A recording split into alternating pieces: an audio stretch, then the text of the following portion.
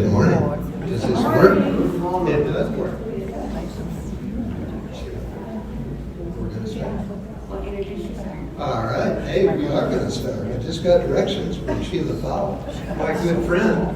And can you hear me? There we go. Yeah. Can you hear us? Yes. I'm with Sheila Powell, a good friend of mine from Spearfish, South Dakota. She's a retired teacher and knows a lot about the white cane and guide dogs. She's helped me with these programs many times. So, Sheila? I didn't know I was going to introduce you. This is Jim Hoxie. The book was written by Jim, and it's to help people with white canes and give them knowledge and information. And I was blessed enough to kind of be a part of that process with him. And the thing is, he doesn't look like he's blind, and I forgot to key some people in. So let me do that right now. Can I do that? All right. Well, before I start, his granddaughter Olivia is going to help us. And we've also got some taping going on back there. This is going to be available on YouTube, so your Lions Club can jump on. And what you've seen today, you can share with your Lions Club group if you would like, because we've got a lot of stuff that's been going on. We'll share with you in Washington State as well as Canada, using his book and the information. So that's why we decided to do the tape for you. I forgot to ask a couple people, would you stand up for me, please? And Terry, would you stand? The gentleman there in the suit, would you stand for me? Okay. Jim, I've got 3 people standing. Can you tell us, can you see 3 people standing? I can see some red. I can see some red out there. Okay. Right out there. I can't tell if it's a girl or a lovely gal or a man, but I see red. And that's it? That's it. All right. And nothing else. Okay. So you have some other people out there? There are other people. There's 2 other people standing to your right. Okay. Well, for me to see, and I still don't really see them, I have to look directly at the person, and I kind of see a person standing here, but all I really see is brown. So my vision is lost from glaucoma. I had a very good, and can they sit down? Sure, you can sit down. Good key there. My career was in forestry, so He's got that in his book, by the way. I worked in the timber. What you see around the Black Hills is ponderosa pine. So I had an education in forestry. Did that my entire career, working with loggers. I enjoyed that immensely. But in 2001, I was diagnosed with glaucoma, and that's a disease that causes very high pressure in your eyes. And when I say very high pressure, I mean extreme. Normal pressure, we won't worry about the units. It's about, say, a range of 15. So mine has been up to 60 plus. And when that happens, it's extremely painful. Lots of headaches. Can any of you relate to that with glaucoma? Yes? No, anybody? Nobody's got their hand raised, Jim. Okay. Nobody has glaucoma in the crowd. Very good. Oh, you have glaucoma? One person does. And actually, I have glaucoma also. So we have one person over here. In red. Okay. Have you experienced very high pressure? No. I lost my eyesight in my right eye from another thing. Ah. So when I go for my pressure was only like at 20. Okay. He overreact. I mean, I've been on drops, so I've never been caught. Okay. So she's had multiple issues with her eyes. Some people can have, there we go. Some people can have glaucoma in both eyes, or maybe one eye. I have it in both eyes. If you can relate to the acuity, my vision in the right eye is right now is at 2800, and it'll left eye, it's 2150. But I can only see straight ahead. If I want to see the person over here in red, and I can see red, I have to look this way. So glaucoma is a very progressive disease, and the doctors have explained to me that it progresses, and I have experienced that. I was diagnosed as legally blind in 2013, so about 10 years. Jim, you have a question over here. Yes. Question. I was Jim, I remember Yes. when they blew them up for records, I had 71. Oh, that hurts. Yeah. That does. It can put you in shock. Can you tell I have not used one of these microphones before? It's kind of difficult for a blind guy to adjust it. But It's up your mouth and straight up for you. thank you, Tom. That's Tom. Just met him. He's got a guide dog himself. So that's a little bit about me and glaucoma. Okay. You want, there's a gentleman that wants to meet you over here. Oh, really? Yeah. Yeah, right over here. Hello, Jim. This is Terry Powell. Well, Terry, Powell, nice to meet you. We wanted to demonstrate that. Thanks, Terry. We wanted to demonstrate that because at least once or twice or 3 times a day, I have people walk up to me, the blind guy, and, "Hi, Jim." I have no idea who it is. I have no idea that there's a handshake there.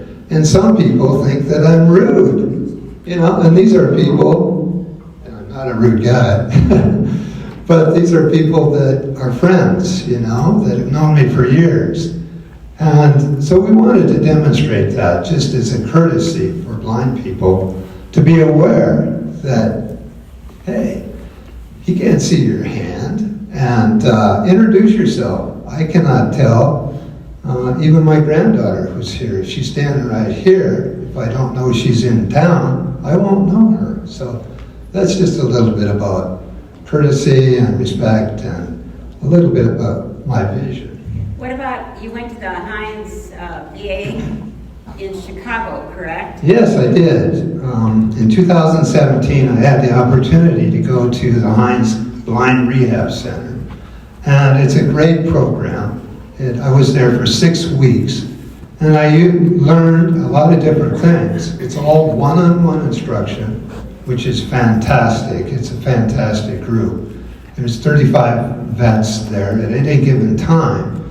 And for me, the highlight was using the white cane, orientation and mobility, O&M they call it. And so one-on-one instruction for about an hour and a half or 2 hours a day for 6 weeks. Other things that I learned about were living skills, how to cook. I'm not a good cook, but my lovely wife is, so that's no problem. Picking out clothes. I cannot see most clothes depending on the light.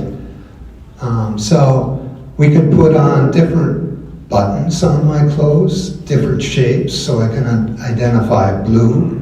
So buttons are a thing that I use. We learned about that. Lighting is so key for blind people. For me, the more lighting, the better. Now for other blind people, the less light, the better. The glare affects their vision so much, depending on what their illness is or how they have lost their sight. It varies so drastically. Some people, like myself, I have the straight ahead tunnel vision, very limited. I have no field of vision. I don't see my hand until it's right there. Same on the other side. It's just not there. So other people that are blind have vision off to the side, but not in the center, depending on how they lost their vision. So at Heinz, we learned a lot of different things, but for me, I wanted the independence and mobility, and I wanted to understand that very well. So when using the cane, it's in a position like this, and we're tapping. This is tapping. both sides, about the width of your shoulders, or you're sweeping, finding those objects. And I have some props here.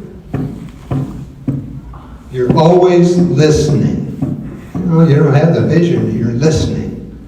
So when I tap into that box, it kind of sounds like a drum, doesn't it? Or when I find a chair, it has a much different sound. When I sweep on this carpet, I feel the texture, and I'm listening. I brought a couple of boards here because I didn't know what the surface would be in this room. Do you want me to get it? Yes, please.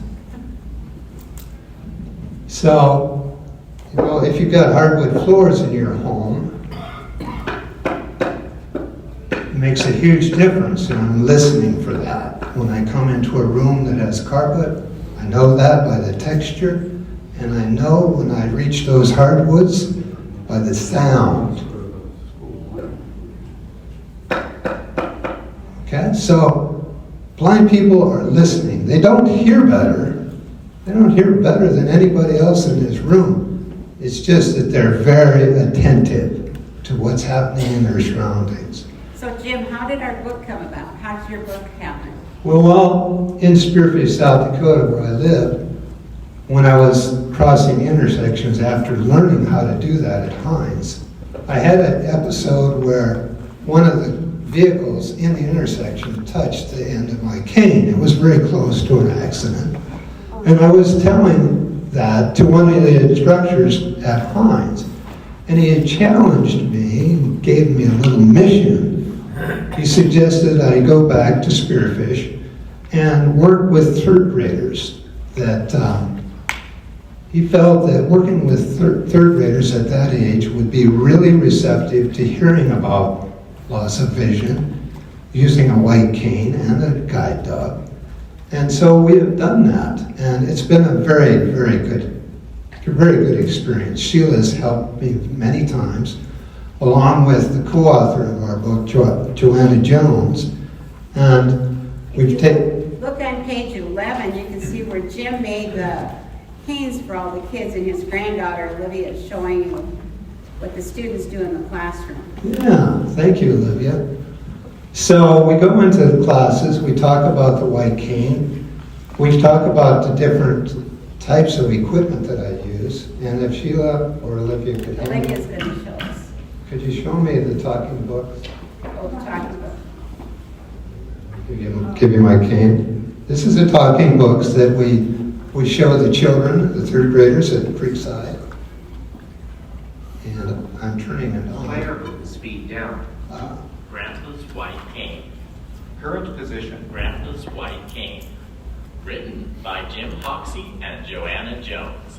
Grandpa's White Cane. Written by Jim Hoxie and Joanna Jones. Copyright 2020. Printed by Chicken Creek Communications, LLC, Rapid City, South Dakota. Player off. So the book is available through South Dakota State Library on Audible, and we're working at this time to be on BARD. That's a national program across the entire United States. They're looking at it and reviewing it. But if you would like a copy of the Audible, you can get that through the South Dakota State Library in Pierre, South Dakota. And Olivia, I need a drink of water.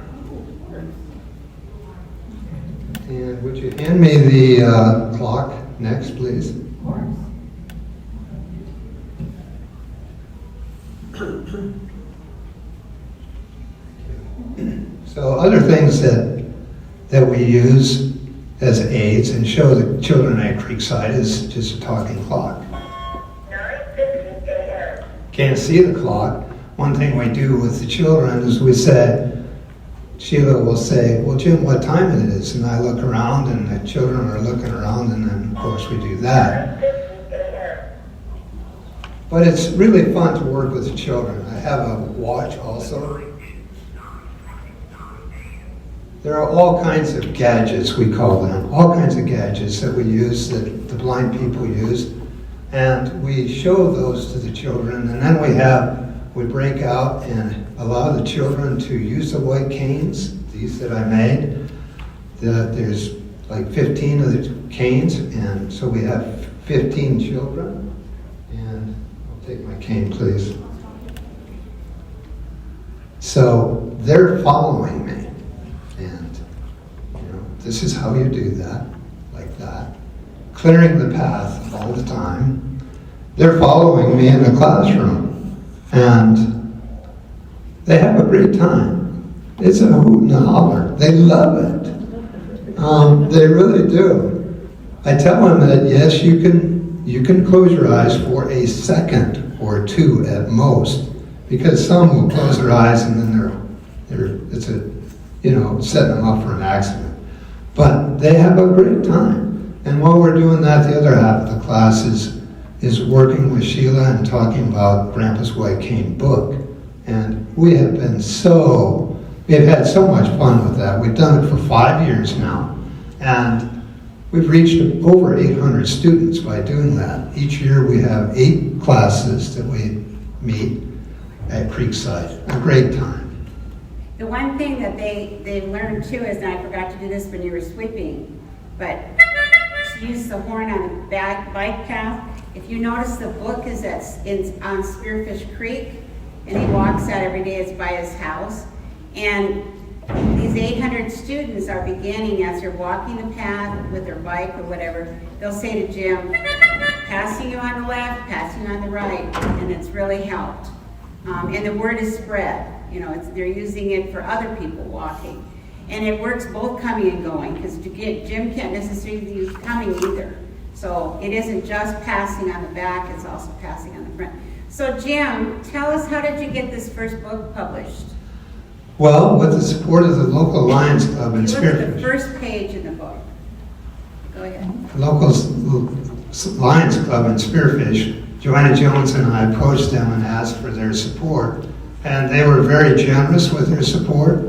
They supported us with a monetary grant that helped us with the illustration and with the publication. So we really thank the Spearfish Lions Club. Tremendous effort, and it's just been wonderful, the outreach that they have given to us. And then he also was on podcasts, and the letter that you have in your packet that you received gives you the site to get on podcasts. And through podcasts, Washington State and Canada, and what did you say, MD-19? Yes. Have jumped into it, and they are presenting it to senior citizens? Children, they said that we talked to an individual in Washington State last week, and they had been in the classrooms with Grandpa's White Cane and caning, and they had reached 200 students last week. So this has become, for us, actually across the nation and into Canada.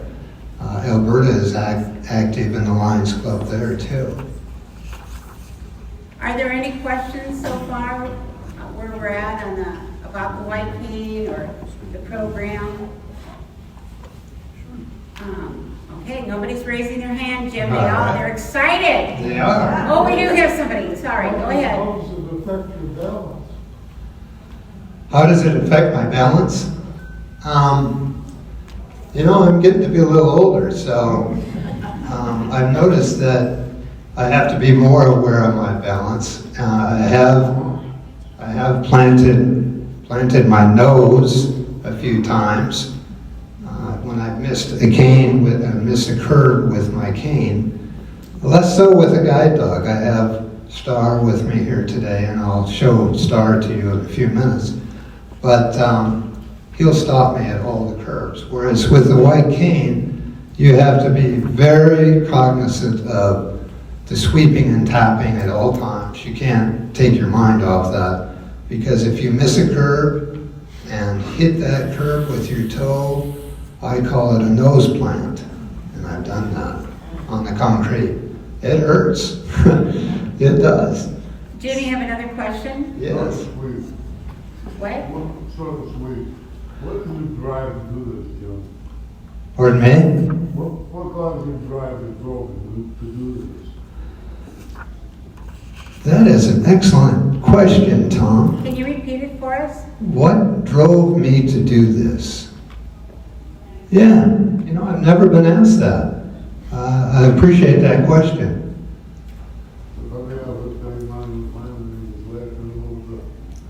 Yeah, it's, we all try to take this journey and have a stiff upper lip. It can be tough. It can be tough at times. So, when that car went over the tip of my cane, I kind of figured that maybe people didn't know what the white cane was. And so I wanted to reach out and help educate the younger people and also adults what that white cane was all about. So it became a mission of mine, and I feel good about it, to help educate, to help other blind people, and just to reach out, and it has given me a tremendous purpose too. So thank you for that, Tom. In the back of the book, we have educate stuff that is for the additional stuff, do's and don'ts, where they can get information. There was a glossary, so we tried to, Joanna Jones did a lot of research on that. We have another question, 2 questions. Great. Jim, when you reference that the sound is very important to you. Yes. When you're tapping. What happens when you're in a very noisy, loud, you're out walking outside, there's cars and there's a lot of distractions. How are you able to stay in tune with your sounds that are coming back to you? Yeah, excellent. Lawnmowers this time of year. You're so concentrating, and it's difficult at times when you've got the lawnmower and all the traffic and all the noise. But if you have established a route, then it's much easier. I have enough vision that I can strike out around Spearfish in areas that I'm not familiar with. But I'm really concentrating on the texture. You always have the texture, the concrete, the lawn. When you're next to a wall, you're trailing, you're feeling that wall. And so your height of awareness goes up, and you just have to zone in, really. Because that is a problem, even with the dog. So Joe, what was the question, Jim? Some people didn't understand the question. When you have noises like a lawnmower or heavy traffic or a diesel pickup or a semi going by, how can you hear what's going on? And that can be a tough issue. Okay, we have another question. Yes, I worked a little with the National Federation of Blind in South Carolina. Can you talk about the impact of the increasing number of electric vehicles that make no noise? Absolutely. Thank you for that question. Repeat the question, Jim. With the increasing use of hybrid and electric vehicles, how do we deal with that? That is also a very tough situation, especially with using the white cane. I've had, even at intersections, I can't see the vehicle. They'll pull up, and I don't even know they're there. It's bad deal. With a guide dog, you have a little bit more of an advantage. With a guide dog, he's going to hear it. I mean, his hearing is so much better, and if he doesn't hear it, he'll smell it. Seriously. I mean, these dogs are amazing as far as... Can you show us some things that Star can do, Jim? Yes, we'd love to. Do you want me to, how can I help? Take this, please.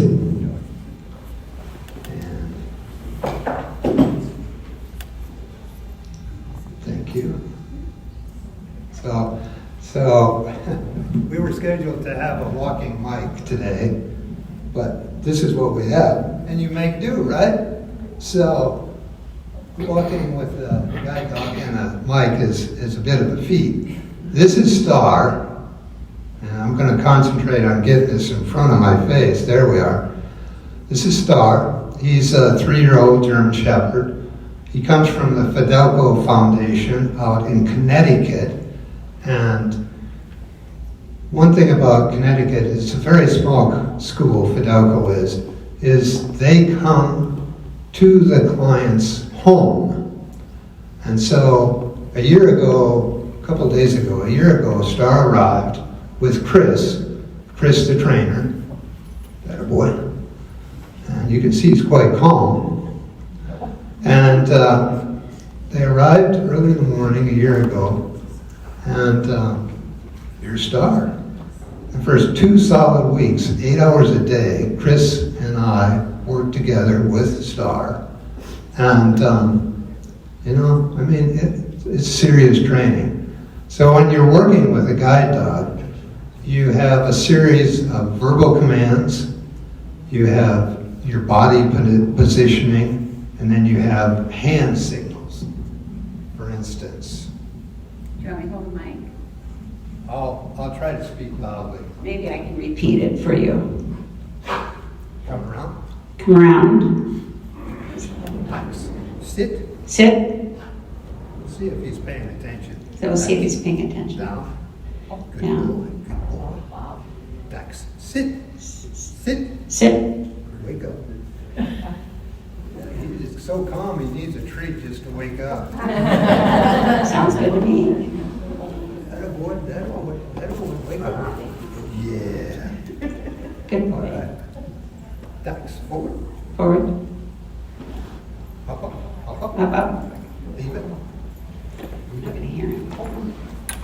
And Stay. right. Turn. Turn. Forward. Forward. Hold. Out. Dax. Back. Dax. Back. He's learning over there. Must be he sees Olivia. Oh, he saw Olivia. All right. Come here. Come here. That's family. Come around. So, when you want to move forward, Here. Can you do it? Anyone? Forward. not really. Okay. When you move forward, steady. Dax. Dax. Are you wondering why I'm calling him Dax? Anybody wondering that? One thing that many. One. Sorry.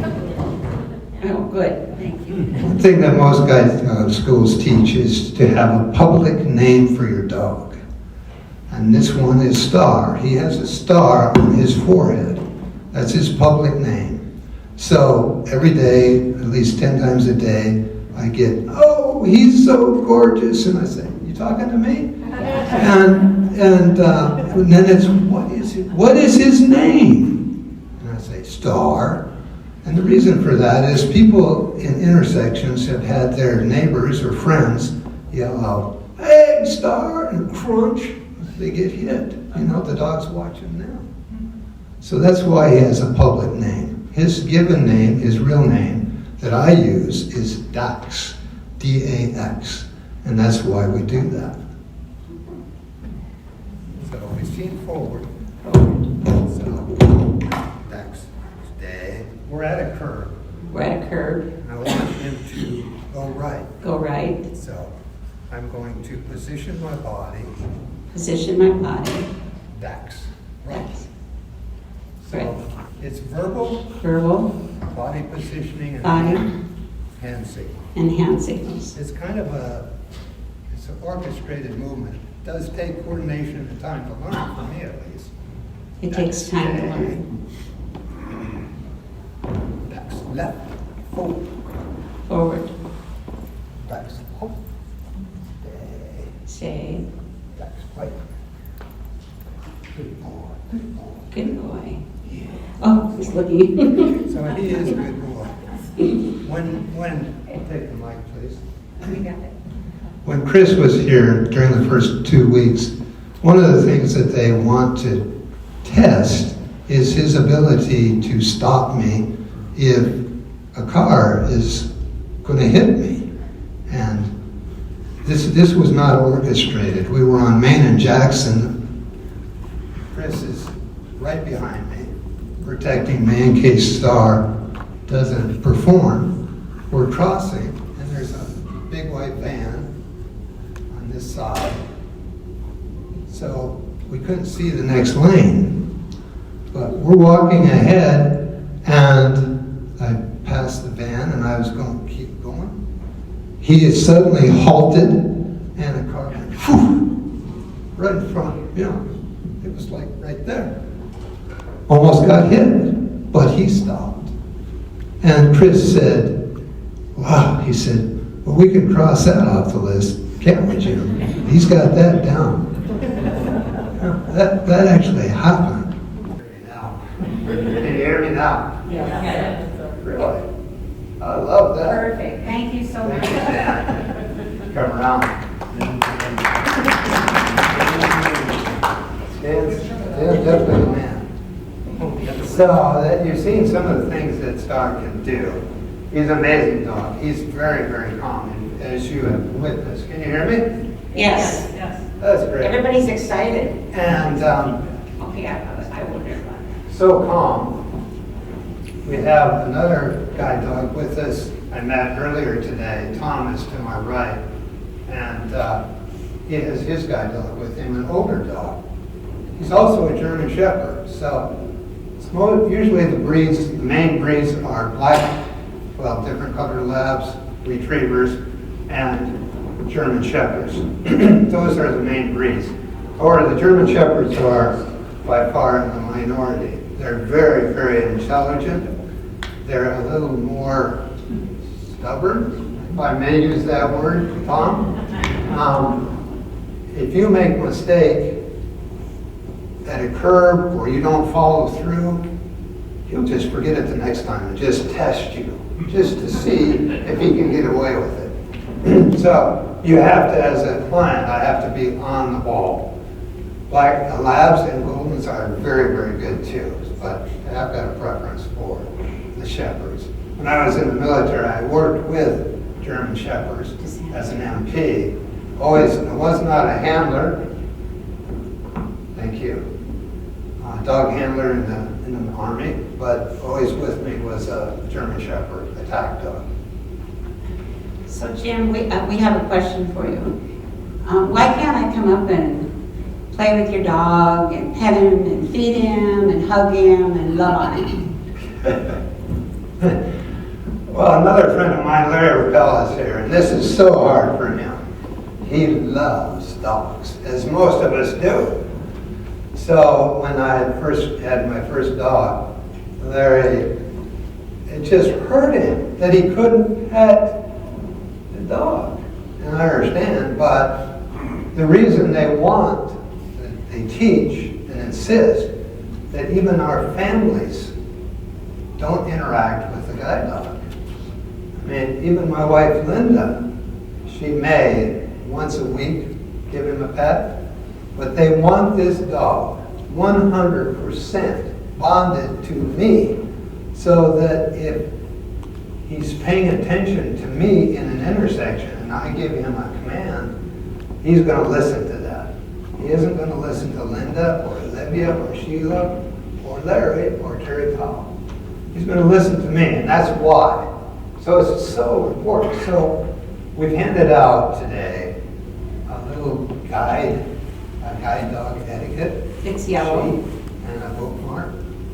And that's why It's in your packet. it's so important that, again, I get the, oh, he's so gorgeous, and may I pet him as there, and that's why you're working. I get that every day. So that's why we're another mission, Tom, is to educate the people about how they should interact with a person like myself and the guide dog. Basically, it sounds a little bit over the top, but in this setting, really, we're asking that you leave the dog alone. I know that's tough. I love dogs myself, but that's what we're asking. So thank you if you're able to do that. I want to tell you a little bit about the books. The ones that are on your chairs are $10 if you decide that you'd like one. The donation box is in the back, or else just leave the book. And then the bigger books are $18.95, and they're available in the back as well as at your registration. The books have been we had a boy, can I tell a story? We're in a classroom and he said to Jim, I have a grandma here in Spearfish who has not left her apartment in 5 years because she can't see. And he said, can I have her call you, or can I get help for her? So because to do what Jim is doing with the white cane, not with the dog. But it just touched my heart, the fact that this little boy is gonna go get grandma and tell her that there's hope. She doesn't have to stay in the apartment. Jim is out all over the place. If you're in Spearfish, you'll see him walking with the dog. I have another story to tell. We're at the swimming pool, and he walked by the swimming pool, and of course he's a guide dog, and so the dog stars in front of him, guiding him. And the lady, one of the ladies in the pool said, that dog needs to have training because it's pulling Jim along. It's not following him. And I said, it's a guide dog. It needs to be in front guiding Jim. So that's also kind of an interesting thing to see, realize that he needs to do it. He's doing his job. He's doing a good job. I wanted to emphasize that the books, any money that you donate today is going to the MD5 youth camp. And so feel free to donate generously. Put an extra 5 in there. Okay, we got some questions going. The lady in black. I do thank you for coming and speaking with us. My question deals with open doors in hallways. I work in buildings where the doors to the offices open out into the hallway. What could you give to advice to our group about the challenges, difficulties, pluses, and wishes with doors that open out into hallways and are left open? Well, again, if you're blind, as I am, you have to be aware all the time. This dog is taught to follow. If my granddaughter Olivia leads me to the door in this setting, he will follow. I'll direct him to follow. If I'm using the cane, which I really do now, I have to be aware also. It's up to me to be able to do that. I have the training. I do have the training to handle any door situation. And just got to be on your toes. Once in a while, even at home, for instance, I'll forget to leave, say, the medicine cabinet. I'll be getting an Advil for my back. I'll leave that door open, and it's about nose height. And if I don't shut that, I'll catch that with my nose. I've done it, and I can't blame it on my wife because I've just done it myself. So, I mean, it happens. So you do find your face, and you do hit doors. But, Jim, can you also tell when you're walking on the sidewalk, your dog is trained to stop at any obstacles, which means if there are trees over the top of the sidewalk, your dog is going to think that that's an obstacle. It can't judge that you can go under it. Did I say that right? Well, to an extent, he does have training with, if the branches are visible to him, and if he misses that, I mean, I do catch branches once in a while in the face. Olivia and I call them nose knockers, and when that happens, if he misses it, I'll turn him around, rework it, but I was telling him, watch it. And when I turn him around and do it again, he will stop before I hit that branch. But you have to be on, like I said, with all dogs, and in particular German Shepherds, if you let him get away with that once or twice, he'll hit you every time. The other thing that I didn't realize either is our mailboxes are over the sidewalk sometimes, and if you're sweeping, you're not going to catch that, and even the dog might not catch that. The city of Spearfish has been very good at Jim and Linda contact them that there's either some kind of an obstacle in the way. My husband has gone along with him where the sidewalk is risen, that's a stumbling or cracks, and so the city has been working with Jim to help with the sidewalks, and that's a big important part. It is. They say that when the frost heave on the cement is more than 3/4 inch, that it should be fixed. You know, I've caught those. Maybe many of you have caught those too. But we have to be aware of that. When I was at Heinz, I caught one and was stumbling, and the guy that was instructing me behind me, he was also in the Army, and he said, "Hoxie, did you learn to march in the Army?" "Yes, sir, I did." "Well," he said, "well, get with it, lift those feet up." And so, you know, you do. You have to, when I'm walking, I'm lifting that toe, because I don't see that. What I don't catch is when there's a huge pothole in the cement, and that'll get you too. So, a lot of obstacles, a lot of fun. We enjoy it. We have another question. Great. Excuse me. When you're at home. When you're at home. When you're at leisure or you're sleeping at night. Yes. Is there a specific spot or routine you do with Star? What happens to Star at night, Jim? Yeah, he's not like your average farm dog. He's a bit spoiled. He's got his own dog bed in the living room. Some people do allow the guide dogs in their bedroom. Lynn and I choose not to, and that's fine. So I'll say at nighttime, I'll give him a lot of pets and hugs and talk to him. And before going to bed, I'll tell him to go to place. He lays down, and he's there in the morning. So, you know, like I said, they know what they can get away with. If you let him in your bedroom, and you want him in your bedroom, that's fine. But if you don't, you only usually have to tell him once or twice, and he's got it. What if something comes up at night, you know, not just hypothetical, a burglar or a mailman or somebody delivery comes to the door at night and he knows you're sleeping somewhere? Does he have any routine or alert you to that? He's got a bark. Yeah, he's a very calm dog, but I qualify that by saying he is a German Shepherd. And anybody that comes to the door, and anybody, if it's Olivia, our granddaughter, we first say, "That's the place." He has a kennel. We put him in the kennel, and he stays there. Now, if you came to the door, opened the door in the middle of the night, came in there, well, I wouldn't be responsible for the consequences. Because he would light the place up.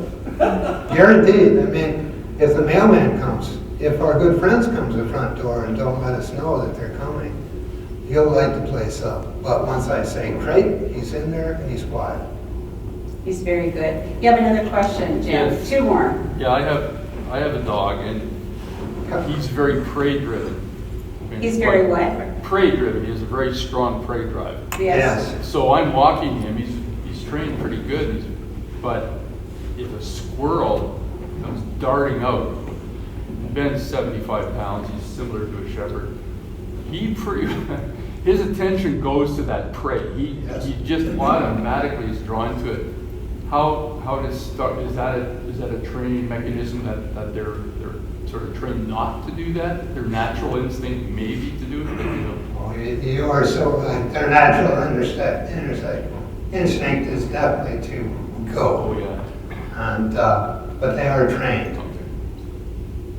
The sequence with him would be, you know, he loves rabbits. Yeah.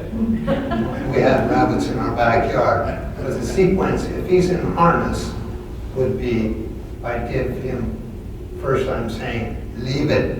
And, you know, there's a different tone. I'm not saying, Dax, leave it. I'm saying, Dax, leave it. And if that doesn't work, he gets a leash correction.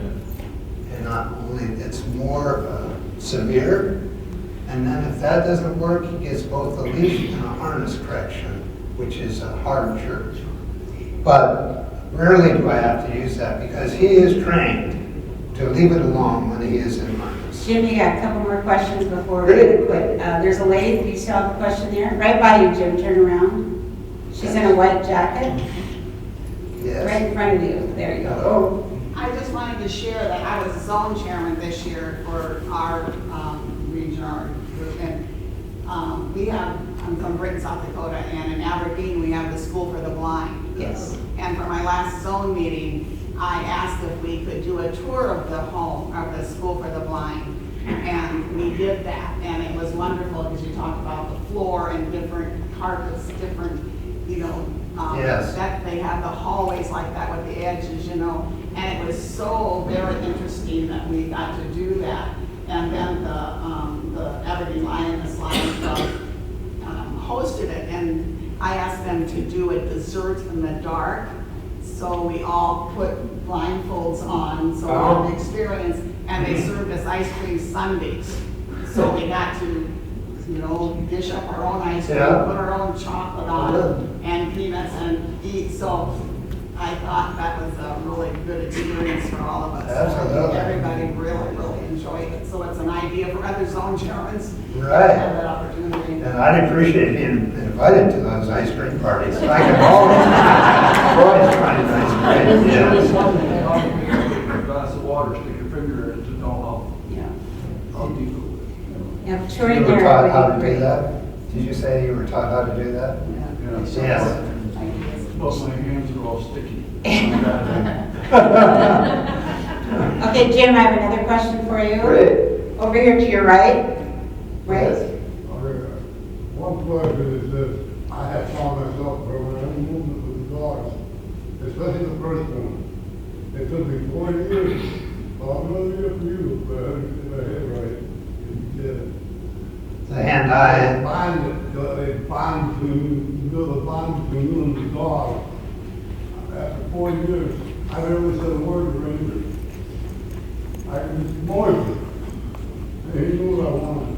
If you had that bond, you had to keep control of that dog. Yeah, I'm seeing that already after 1 year, but yeah, I think it improves over time. Having a bond with the dog is important. One last thing somebody mentioned was, Jim, what happens if a dog is not on a leash and comes charging at you? I know you've had that happen many times. Yes. And that's a major problem. People don't have their dogs on a leash. Or if they do, they're not controlled by them. I do. I have that quite regularly. And it's hard for me to understand, but some people assume that their dogs can be off leash, whether it's in a city park or around town or whatever. And when you're working with a guide dog, I've even had loose dogs with their owner 50 feet away attack this dog. And I don't handle that well. My direction from the Fidelco is to say, forward, try to work him forward, forward, forward. And if that doesn't work, release him. But I haven't been able to do that so far. When that has happened, I get pretty aggressive with that other dog. Oh, I have one more question. Just one more, guys. That's all right. We appreciate it. Yeah, in my hometown where I'm from in Canada, we're looking at working with the city. We have quite a few off-leash parks for dogs where they can go and, but you still have to control your pet, all this. But dog guides in Canada and service dogs in general, to interact in that environment is it doesn't work. So we're trying to develop off-leash for service dogs. Oh, really? Where the family can come, or the handler, the owner, can come with the service dog and have a safe environment where they can take the dog off and let the dog, roam around a bit free in the area, a separate and apart from the other area of the. What a neat idea. And it's fenced and secure. Jim's house they have put up a absolutely fantastic fence for the dog. So the dog does have freedom there to run and interact with Jim. He throws balls and stuff. So that's one of the things our Lions Club's going to be working on. Yeah. Okay, well, I think we're out of time almost. Is there any other questions? Again, we appreciate you guys coming, and we appreciate the Lions Club for the support of this program as well as the books. Again, if you don't want the books, just leave them there. We'll pick them up, and if you do want them, thank you for your support. Thank you.